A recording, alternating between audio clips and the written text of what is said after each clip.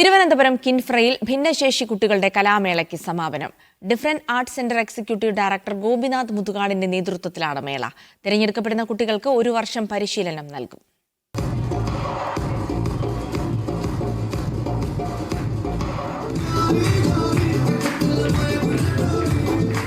രണ്ട് ദിവസമായി സംഘടിപ്പിച്ച കലാമേളയിൽ വ്യത്യസ്ത ഇനങ്ങളുമായി അവർ അരങ്ങിലെത്തി. 7 വേദികളിലായി നടന്ന മേളയിൽ 100 കണക്കിന് കുട്ടികളാണ് നൃത്തവും സംഗീതവും മിമിക്രിയും മാജിക്കുമെല്ലാമായി എത്തിയത്.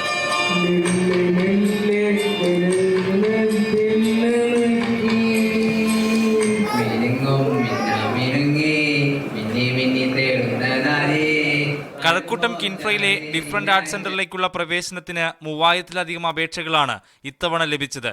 സഹയാത്ര എന്ന പേരിൽ നടന്ന ടാലന്റ് ഷോയിൽ രാജ്യത്തിന്റെ വിവിധ ഭാഗങ്ങളിൽ നിന്നുള്ള കുട്ടികൾ പങ്കെടുത്തു.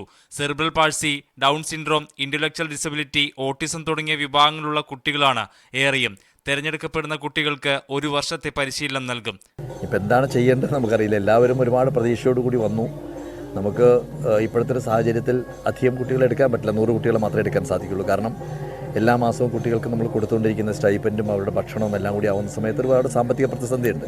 മീഡിയ 1 തിരുവനന്തപുരം.